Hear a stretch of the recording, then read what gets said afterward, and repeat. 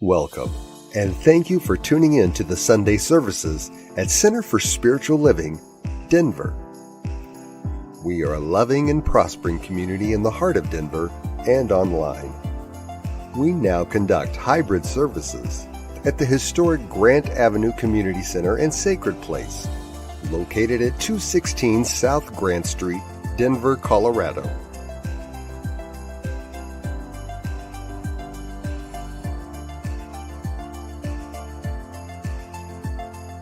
All are welcomed here. A place, space, and face of love. We are a spiritual community practicing universal principles that enrich our lives. We are grateful that you have blessed us with your presence. While online, we'd love to know you're watching with us. Feel free to leave a comment and let everyone appreciate you. With everything going on, life can feel overwhelming. CSL Denver wants you to know we are here for you. Please know that our practitioners are available for personal prayer work. Our licensed spiritual practitioners' names and phone numbers are available on our website at csldenver.org. Or if you have a prayer request, feel free to email it to info@csldenver.org. For your convenience, you'll find clickable links in the description of this broadcast. Rev. Elzia, along with all our guest speakers, practitioners, service coordinators, and musical inspirations, want you to know how truly grateful we are that you are with us today. Thank you for your continued support and participation in our services, workshops, and events, as well as providing financial contributions to our center. If you're interested in upcoming events and information, we send out weekly newsletters. Sign up by visiting www.csldenver.org. We deliver services in a hybrid format where we meet in person at 216 South Grant Street. We will also continue to live stream all services on Facebook and YouTube every Sunday. Find us on our respective channels as well as on New Thought Media Network. Again, thank you for your precious attention. Now prepare for engaging enlightenment.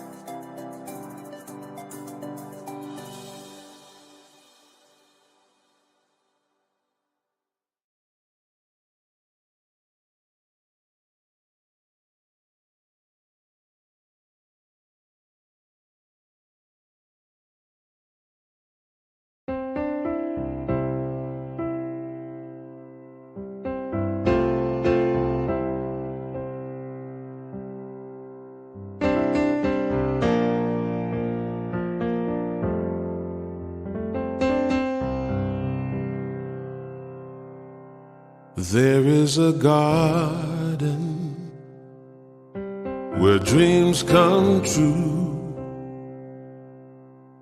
a beautiful garden where God's grace blooms. There is a garden where everything grows, a beautiful garden where love is sown. And in this place of light and love, you can have anything that you're dreaming of. There is a garden where dreams come true, a beautiful garden. That garden is you.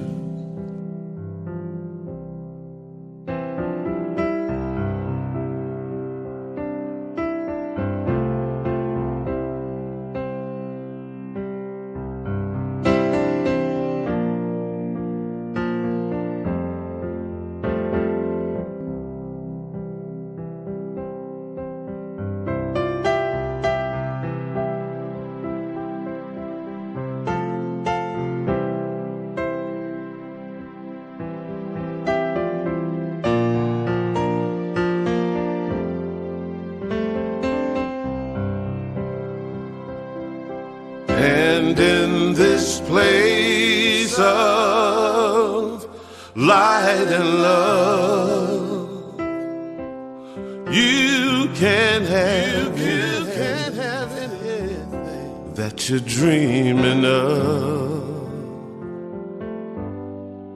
There is a garden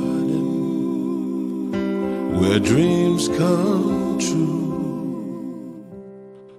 a beautiful garden. That garden is you. Such a beautiful garden. That garden is you.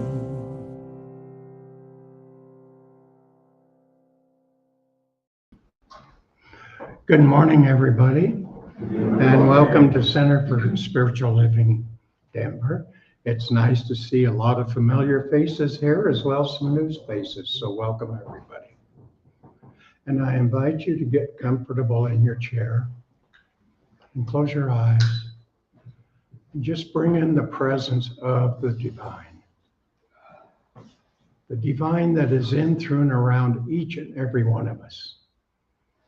That divine universe that guides us, that loves us, that brings us abundance, peace, and joy. And let's just know in this moment that this service is blessed, that the words of Reverend Elzia, the music of Susan Clark, my reading, and especially the divine circulation of love that is in this room. And as we move through this service and out into the rest of the week, we bring that love out to expand further and further into our community, throughout our state, throughout our country, throughout the world. And it is only through us that we allow the love to flow. And so I release these words, knowing as they go into the law of circulation, that they come back to everyone tenfold. And so it is. And our topic, of course, is the law of circulation. So our reading, the law of circulation, central to science of mind, teaches that giving and receiving are inseparable aspects of spiritual living. This universal principle is not merely a suggestion, but the very way through which we express and experience the fullness of life. According to Ernest Holmes, we exist within a perfect life, one that is inherently whole, harmonious, peaceful, and abundant.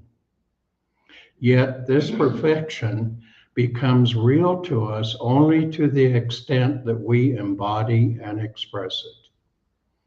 The divine, in its boundless generosity, offers us all good, but it can only bestow as much as we are able and willing to receive. Our openness, gratitude, and willingness to give freely are essential to that unimpeded flow of good. When we give, whether it be love, kindness, resources, or time, we activate the law of circulation, allowing the divine current to move through us and extend outward into the world. This act of giving naturally opens us to receive blessings in return, often in ways that we don't anticipate. Conversely, when we withhold or resist, we disrupt this vital flow, thereby limiting our own experience of abundance and good. By consciously engaging in this sacred exchange, we attune ourselves to the natural rhythm of the universe, deepening our sense of fulfillment, peace, and joy. Ultimately, the law of circulation reveals that life's richest gifts are those we both give and receive with open and grateful hearts, affirming our connection to the divine and one another. And from Ernest Holmes, Does this thing I wish to do express more life, more happiness, more peace to myself, and at the same time harm no one? If it does, it is right. It is not selfish. And now the music of Susan Clark. Hello, CSL Denver. Susan Clark with you to provide some music for your service. You know, I got to thinking, now that I'm older, I'm hardly ever silly anymore. I'm very pragmatic, I'm very busy, I'm very goal-oriented, I'm a hard worker. So I thought I'd change that up a little bit and do something that's totally goofy. You remember the old song, Do the Locomotion? My friend Vince Gonzalez and I took it upon ourselves to rewrite it, make it a little more new thought-ish. So this is called Do the Circulation. Why not?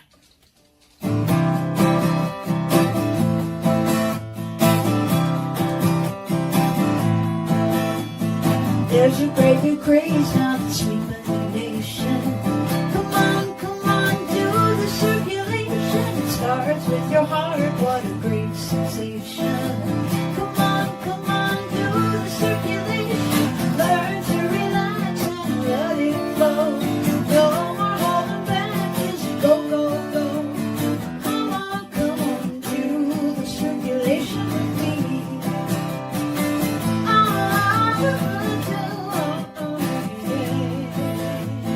If you're feeling stuck and you cannot move, come on, do the circulation.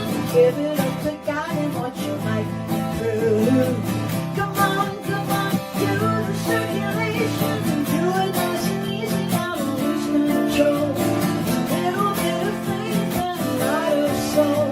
So come on, do the circulation with me. You got to share your gifts now. Come on, people, give more, take less.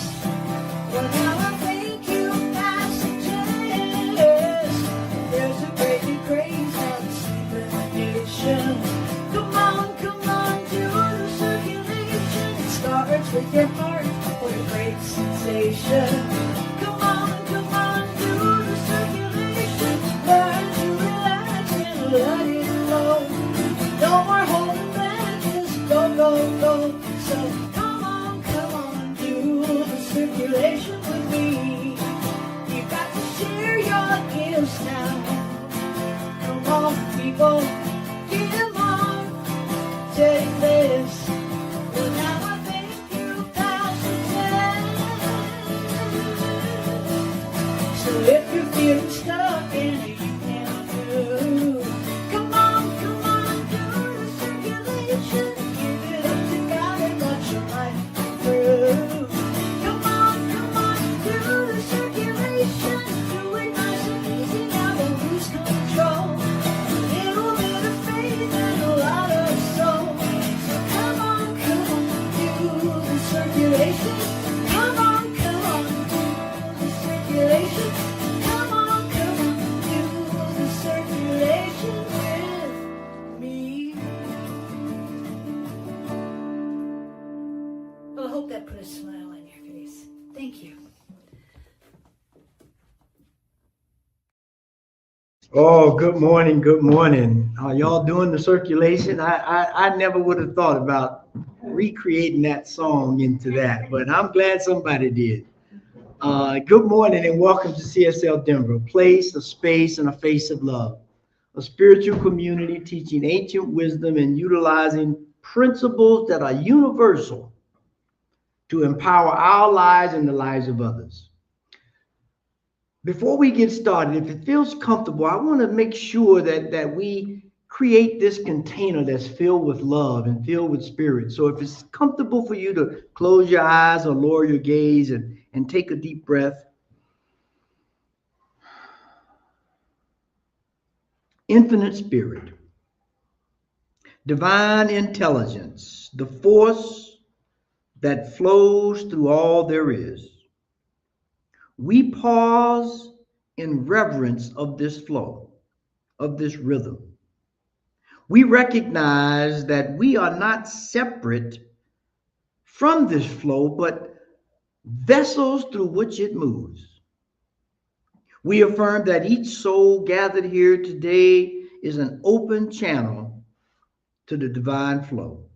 We send forth blessings to everyone that hears this message, knowing that this moment is holy, this time is sacred, and that these words are the conduit for the everlasting flow of life. And so it is. Amen. And so it is just joyous to be here today. I tell you about the circulation. This was just off the cuff. I came here, I was watching the football game last night. Somebody, see, I got somebody in the audience already making a face at me because they know what I'm going to say. I was watching the Chicago Bears and the Green Bay Packers last night. And my son is now living in Chicago, so I was rooting for Chicago. But I knew I had to get here early, so they were down. It was like less than a minute left in the game. And I said, I'm going to sleep because first of all, I need to go to sleep. But if I sit here and watch them lose, I'm going to be heartbroken. And so I just assumed that they had lost. And so I came here this morning proclaiming the loss of the Chicago Bears to the Green Bay Packers. And my dear friend looked at me and said, are you sure? There was a circulation going that you missed when you went to sleep. You cut the circulation off and Chicago Bears won. I'm like, what? And of course, I go and check and Chicago Bears did win. So that just reinforced this whole idea that we're working with today on the law of circulation. Now, if you remember from last week, our theme for the month is ancestral wisdom and new thought. How do we take that old knowing and bring it into a new time, into a new place, into a new understanding that allows us to move and do the circulation, as the song said, with everything, with everybody. And so this idea of the ancient wisdom is pivotal, I think, because what it shows us is that when you think about all of the science and the knowledge and the wisdom we have that has percolated from a time when, there was no pilot light on your stove to cook the food. There was no switch in your house to cut on the light. There was a period of time where the main thing going on was an observation and an awareness so that we could learn the cycle of life, so that we could learn what is going on, not only around us, but in us and through us. And so when we look at life in this divine way, we learn and we watch the patterns and we proclaim, once we figure it out, that the only thing going on in the entire universe is circulation. It shows up in different patterns, in different ways, in different motifs, if you will. If we look at the galaxies, they spiral. There's a circulation going on. If we look at our breath in and out, there's a circulation going on.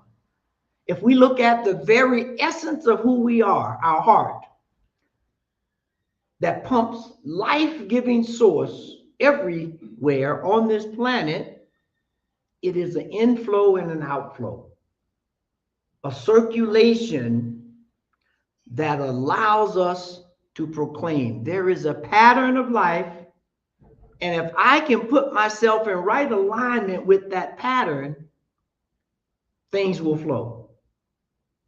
Not because I want them to, not because somebody said that, not because it was written, but because it is so. because it is so. And so when we look at this law of circulation, it looks at this idea of how do we give in, dare I say, surrender to this thing called life. To this thing called life. You know, we call this teaching religious science, which means we look at the idea of how science, the stuff that the ancient ones called something else, but it was really science. How does that thing and spirituality, awareness of all there is, work together? And so we have this agency, some of you might be familiar with it, called NASA. And, you know, we got space stations and space shuttles and all of that, right? And I think I've mentioned this before, and I'm going to recommend it again because I think it's appropriate. There's a program called One Strange Rock with Will Smith as the narrator. And that show has, I think it's like 10 astronauts who've spent over, I don't know, some inordinate amount of time in space looking back down on Earth. And the one thing that comes out in the very first episode, and there's about 6 to 8 episodes, is they look down and they see this continual flow of the water on the planet, whether that's in the form of actual rivers, or whether it's in the form of the atmospheric river of the clouds, which is another form of water, that moves in a cyclical motion around the globe. That same thing is taught when we look at the idea of energy, which we proclaim, I at least do, proclaim proudly that that's all there is here, energy. And when we look at the law of thermodynamics says energy just changes forms. It never goes away. So there's this cyclical motion, this cyclical nature that is inherent in the universe. Inherent in the universe. And so with that being said, I would proclaim that life is really a continuous flow of current, or a continual current of energy. Continual. And that anything and everything, including us, can only be channels for that energy to flow. Only channels. And the only way it can flow, if you know anything about channels, rivers, water hoses, if there is no blockage, if there is no thing to impede that flow, there's abundance. There's abundance. And so our job is to figure out, how do we tap into not necessarily the flow, because the flow is always there. How do we begin to not be a hindrance to the flow, to the law of circulation, to allow ourselves, as they say in spiritual circles, just to be? Because that's what the water is. That's what the energy flow is. That's what the wind blow is. It is just flowing. And if it hits a blockage, it makes a left turn or a right turn, or it goes under, or it goes over. But the flow itself understands what we're dealing with here. It understands. And when that stops, and when that circulation stops, we have many names for it. But the biggest one, I think, that captures all of it is crisis. If the flow stops, we are in crisis. Whether that crisis shows up as loneliness, or despair, or depression, or reclusiveness, or resistance, all of those and many, many more are the results of not allowing the circulation, the flow, the cycle of life to move easily. You know, we say, you know, Life is happening easily and effortlessly. Well, yeah, it is until we block it. Until we block it. And so to utilize this law, Irma Curtis Hopkins said this: you do not demonstrate what you want. You demonstrate what you are open to receive. You don't demonstrate what you want. You are open or demonstrate what you receive. Now, that's a kind of a strange concept in today's world, because we want to, the motif is we want to receive, and the way we do that is we make ourselves an individual, dare I say, content creator, right? We promote ourselves out there, but we're only trying to get monetary, and life and circulation is more than just monetary.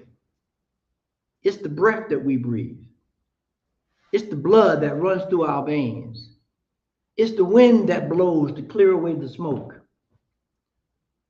And so when we can tap into that, we really begin to, I dare say, we really begin to let go and let God. When we can tap into it, we don't have the confusion. We don't have the judgment as much. Now we're going to have it. I'm not going to be presumptuous as if life ain't real, because it's really real. And if you've been looking around lately, you know it might be getting a little realer, if that's a word. I'm going to make it up. Realer.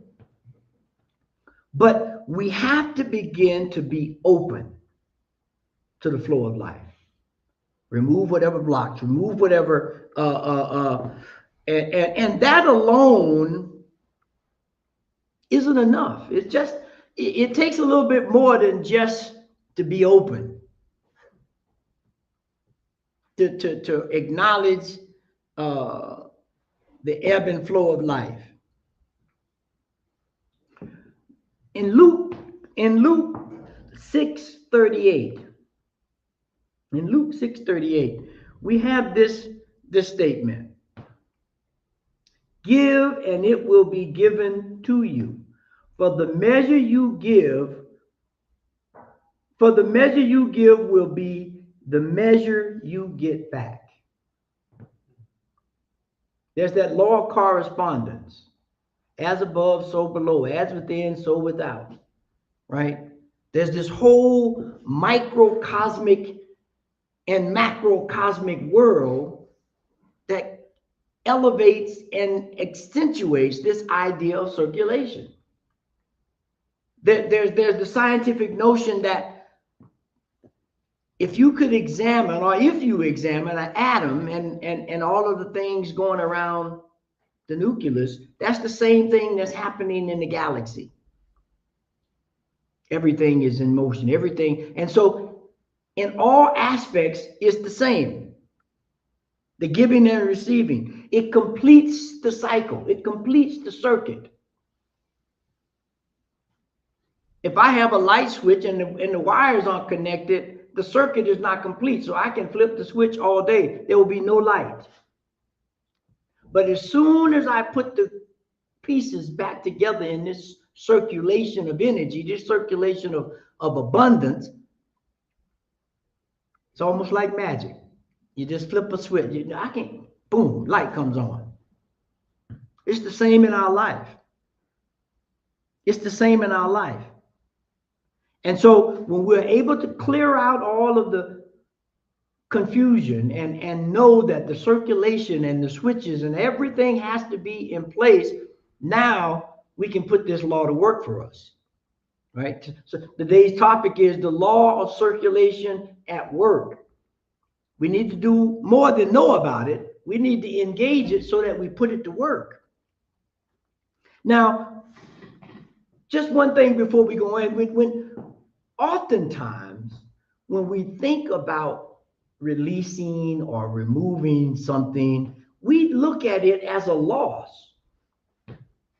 Not all the time, but there's times when you think about, if I need to give up my old car to get a new car, even though you're looking at getting a new car, there's some sense of loss from, I don't know, emotional attachment. I remember when I went with my girlfriend to the drive-in. I don't know what it is. But whatever it is, there's an attachment and there's a sense of loss. But when we look at it in the pattern of life, it's just a releasing of one thing for the replacement of another. It's given back to us, as it says in Luke, in the same measure that we release it. The exact same measure that we release it. There is a and I skipped this, and I want to make sure I bring it forth. The very first slide that we have, and I missed it, and if you could bring that up, I would appreciate it. This is from Gabrielle Roth. She has a book, teaching the maps to ecstasy, teaching of an urban shaman that says energy moves in waves. Waves move in patterns. Patterns move in rhythm. A human being is just that. Energy, wave, pattern, rhythms. Nothing more, nothing less. A dance. A dance. And so that's what we are trying to immerse ourselves in. Is immerse ourselves into this dance that we begin to really embody the patterns and the flow and the cycles and all those things that when we understand, we can release not from a sense of loss, but release from a moment of understanding the dance. From understanding that circulation becomes effortlessly when we dance. You ever been to a dance? Yeah. And they got that really, really, really good music playing, whatever that is to you. And even if you were what they used to call wallflowers, I don't even know if kids dance anymore when they go to the parties, but when we went, everybody danced, and we had those who were standing on the wall. We called them wallflowers. And the DJ's job was to get everybody on the floor. And once that happened, all the wallflowerers, once they got into the flow, once they got into the dance, they may not ever tell us, but in their mind they were saying, "What took me so long? Why did I wait so long to jump into the dance and be free and not, all right, I may not be the most rhythmic, I may be a little awkward and linky, but once I get into that flow, all things start just being released and free and moving, and inevitably a smile comes on your face. And I'm willing to bet dollars to donuts right now that each and every one of us can close our eyes and remember a moment when we were somewhere and the music was playing. Even if we didn't get up and dance, we were dancing in our seat. That's what we're looking for. That's what we want to understand as we look at this circulation, in work. It moves us. It causes us to get in line with the dance. And when it becomes effortless, then it overflows. Because I don't need to pay attention to it.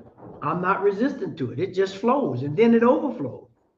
There's a story to I think kind of hone in on this, called the story of the singing well. The story of the singing well. There was this community, this village in of our ancestors who had this old well, a sweet, clear, pure water. And for some reason, something in the atmosphere, maybe something in the environment, they saw somebody doing something or whatever that made them fearful. You understand what I'm saying? They saw something, may not have understood it, and they became fearful. And they said, "Ooh, we need to protect and slow down this water because it might go away." And so the elders blocked up the well and left just a trickle to come through. Now, in the beginning, there was no problem. Water, everybody came with their little cup and got their water or their little bucket.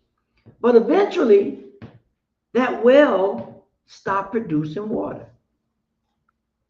And now everyone was in panic. So they began to do all manner of things.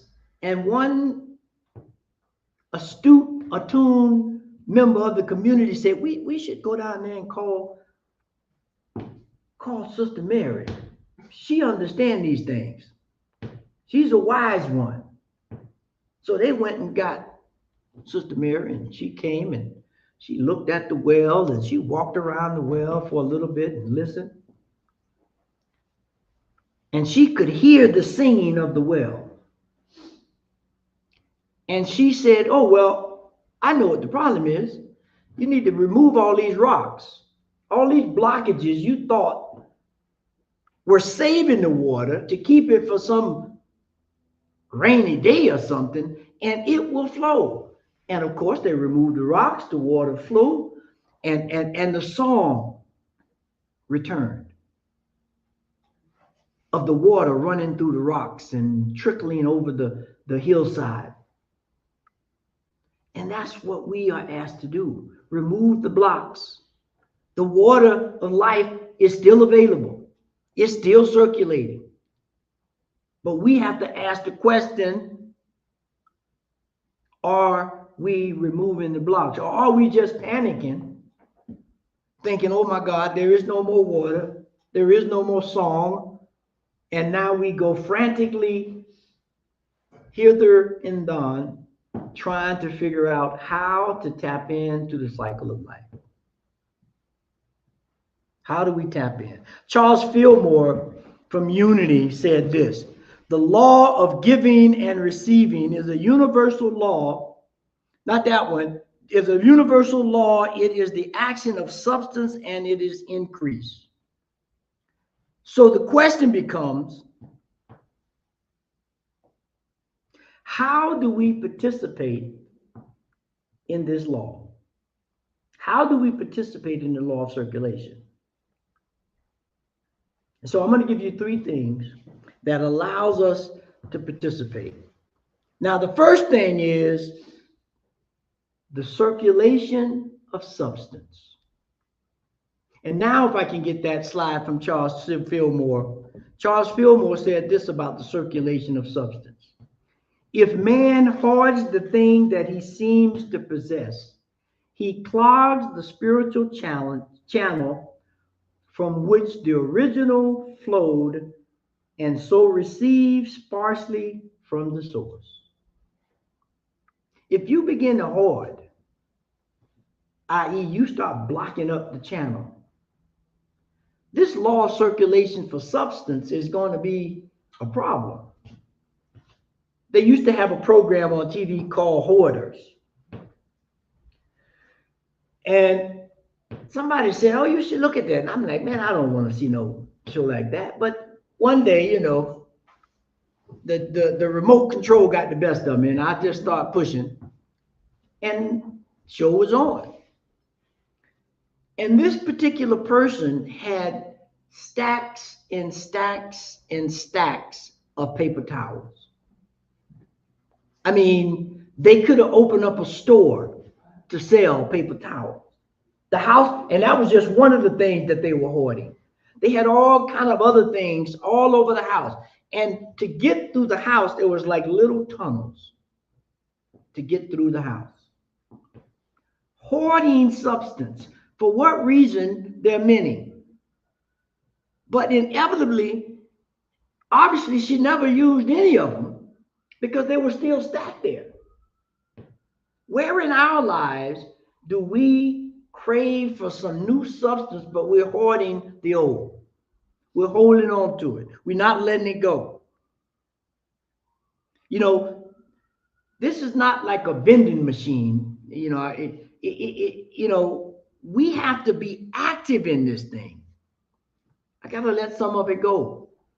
You go to the vending machine, it'll release all the cookies and chips, but eventually you go to the vending machine, it's going to be empty. And that means somebody, whoever the source of the items in the vending machine, has to come back and refill it. And that's how we have to look at substance in our life. There is a source called the divine intelligence of the universe that is the ever-giving substance of life. So we shouldn't have to worry about holding on to that shirt that I wore to the dance back whenever I went to that dance, thinking, I need this shirt. It has sentimental value. Yeah, but you can't wear it. It don't fit no more. The song don't even go with that type of outfit anymore. We have to let go. We have to let go. And this actually, as we know, especially if you're from the farm, if you have a well and that well, you know water's there and you pumping and nothing comes out, you have to take a bucket of water and prime the pump. You pour it in and ooh, now water flows. That's what this is. We have to get in this priming the pump by releasing or adding something to it to allow it to flow free. The second thing that we have to step into is the circulation of service. The circulation of service. Winston Churchill said this. Winston Churchill said, we make a living by what we get. We make a life by what we give. By what we give. The circulation of service. How many of us wake up every day with a thought in the back of our mind that says, I am an open channel and a servant of the divine. I am a servant of the Most High. Now, that servant can come in many different ways. If I come home and the plumbing is not work, I need the service of a plumber. If the electricity is not working, I need the servant of an electrician. So saying that sets the stage to say there is no one way of giving service. It could be a smile. It could be a faint wave to someone across the street. We never know what someone needs in terms of receiving a service. That's why we give freely, and it is given back to us in the same manner that we give. Service is the creative circulation that shapes a meaningful life. That shapes a meaningful life. Just service. Not something extraordinary, just service. Shapes a life. And it shows up, as we're saying, you know, if we put it in our personal lives, it could show up as creativity. It could show up as a smile. It could show up as a skill that we have. It shows up in many ways. So you telling me I can just do what I do because that's what I do in this service? Yes. If you do that thing that you do, whatever that thing is, whether it's sing or fix cars or understand accounting, that is an act of service. We don't need to make this some big, spooky, grand thing. It's real living, real circulation, real life. Shirley Chisholm said this. She was the first Black woman congressperson. She said, service is the continual and ongoing cycle of contribution, encouragement, or attention, or it could be just simply presence. That ongoing piece. And now once we get the substance, the stuff figured out in circulation, and we get this service piece out in circulation, then the last thing that kind of anchors it is the circulation of spirit. The circulation of spirit. Maya Angelou said this. Maya Angelou said, spirit is an invisible force made visible in all life. Think about that. Spirit is an invisible force that is made present through life itself. It's like the wind. No one has ever seen the wind. You've only seen the results of wind. Think about it. You've never seen wind itself. You see the dust storm and you say, oh, that's wind. No, that's a dust thing right there. That ain't wind. Wind is that invisible force behind the dust bowl. And that's how we really begin to anchor that there's an invisible force. There's a power, a presence that is God, life, spirit, source, whatever song name that resonates with you. It is an invisible substance that we know through its movement and making things present. Spirit is something that moves, it's invisible, and it shows up as forgiveness or gratitude or creativity or love. Those are things you can't see. You can only see the results of them. Nobody's ever seen creativity. If you have, please come show me where I can find it, because I am not that creative, and I want to be. But if something has been produced, I can say, now that was creative. That was creative. This is the understanding of the ancient ones. They understood this law. They understood this way of life. That's why they were able, even today, if we look around carefully and closely, they have created some monuments and some buildings and some artifacts that we look at today with all of our technology, and we sit and we scratch our head. How did they do it? And what in the heck did they do it for? They understood this flow of life. And they understood that there was this correspondence that goes hand in hand with the law of circulation. So when we begin to do that, we can move with clarity. We can move with humility, and we can get rid of discord and all those things that block the flow of life. And so as we close, remember that the law of circulation is just that. It is movement. It is alignment. And alignment means if I find myself blocked, I will align myself in a different way so that I flow. Because that is the only thing, the only dance that's going on.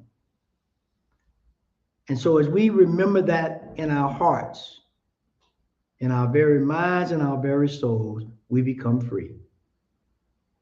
Let us pray. Dear Heavenly Mother, Father God, that ebb and flow, that as above, as below, cycle of life,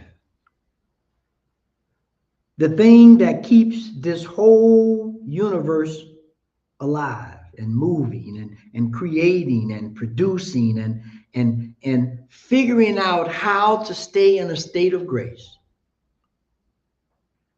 We know that right here, right now, that each and every one of us here, whether they're online or anywhere that hears this message, we are beginning to awaken to a song, to a dance that is ancient as time itself. And as we learn to release and to be in service and to allow the forces of the universe to move through us as an open channel, we begin to feel the essence of life. We become the literal essence of life itself. And so I know right here, right now, that this is true for all of us. Not tomorrow, not sometime in the future, but right here, right now. And our job, and I know it is happening as we speak, is the releasing of any blockages that allow this flow not to be. And so it is in that understanding and in that knowing, in that releasing, that I release this prayer into a law, giving thanks, knowing that it is already present and we are tapped in, tuned in, and turned on to the flow of life. And so it is. Amen.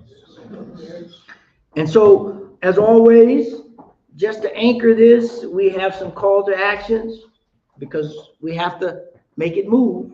We have to make it work. And so the call to actions, 3 of them. Pick one or 3.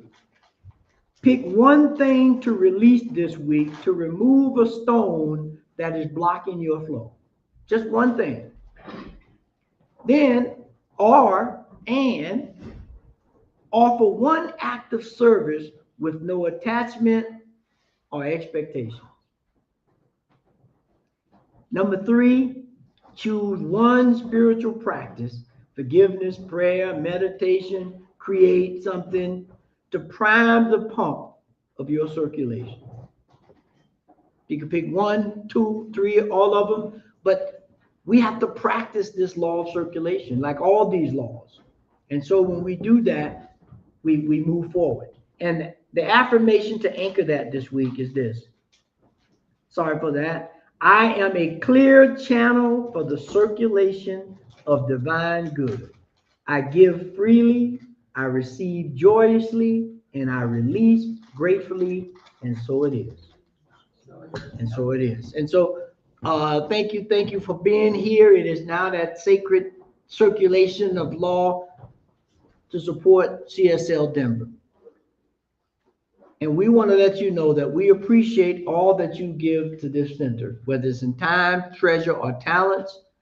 We appreciate it and we put it to good use. We try to be good stewards of that circulation. And so you can give in many different ways. If you look across the bottom of the screen, you can go to the website and hit the donate button. There's a text to give. You can use the old-fashioned P.O. box, or you can give right here in the center. But however you give, please give. And to anchor that idea into our lives, we do a ritual where we place our hand over our hearts and we repeat these phrases. This perfect gift is spirit-informed, circulating and blessing all that it touches. Freely I give and joyously I receive, and so it is, amen. And so it is, amen. And so now Tim is going to come up and give us some announcements, and then we'll close out. Tim?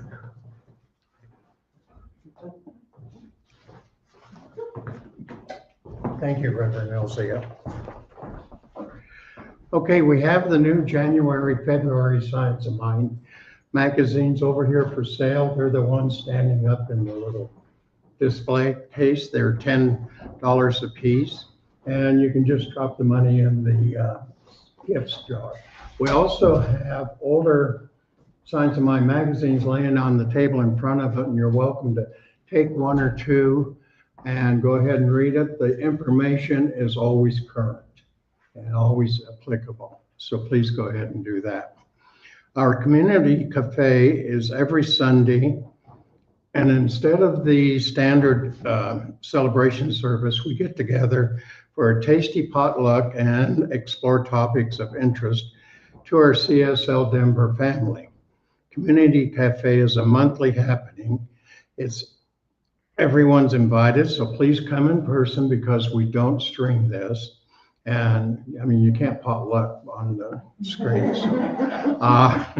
So anyway, bring a friend and a dish to share. We'll be here at 10 o'clock and it goes until 11. And the cafe is free with the love offering as usual. At our community cafe in August of 2025, Alice Nutter, a practitioner emeritus, shared information on the empowerment dynamic, or TED. TED. We reviewed places and/or events in our life where we have operated as a victim or persecutor or rescuer, and how we could change the dynamics to be a creator, challenger, or coach. We learned how to apply the principles, mindsets, and practices of TED to feel elevated and empowered. So for our January 26 Community Cafe, We're going to share some of our experiences, how we applied TED in our lives. And if you weren't at that presentation, go ahead and join us anyway and just think about how you are applying some of these dynamics in your lives and how we can continue to create more opportunities and awarenesses in using these skills in our lives. Our Curiosity Corner is back on the back wall there. You see numerous books. There's one table where everything is $1. That's our bargain basement. And on the table to the left of that, everything is priced with the price tag up above it. Please go ahead and look and see if there's anything of interest there. There's always something of interest there. And the law of circulation is bring your old stuff in and buy new stuff. And there's books, tarot cards, CDs, DVDs, whatever is there. And we are blessed to have New Thought Media Network and Diego as our Sunday service producer. We invite you to go to www.ntmedia.org and check out what they have. They have over 40 hours of weekly broadcast programs. And we do have printed schedules over on the table to show you the variety of programs that they have and when they're on. And as usual, we are truly blessed by everyone who has chosen to support Center for Spiritual Living Denver by showing up here on Sunday or watching us online. We know that as we move through the rest of 2026, that the divine beloved is guiding and loving each and every one of us. So thank you very much for joining us. And now let's close out with Karen Drucker singing, I Am So Grateful. And then remember, please join us for fellowship and conversation after the service. Thank you. Hey, I'm so grateful.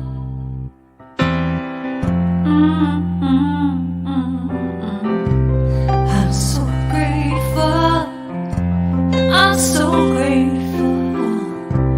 I'm so grateful for all that I have. I'm so grateful. I'm so grateful. I'm so grateful for all that I have. Hey! Oh yeah. Grateful. I just say I am so grateful every day for all I have.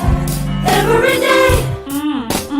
I'm so grateful. I'm so grateful. I'm so grateful for all I have. Every day I say it. Grateful. How I'm grateful. Every day. Oh yeah. I am so grateful. Oh yeah. So grateful. 'Cause I accept and I receive. I am so grateful.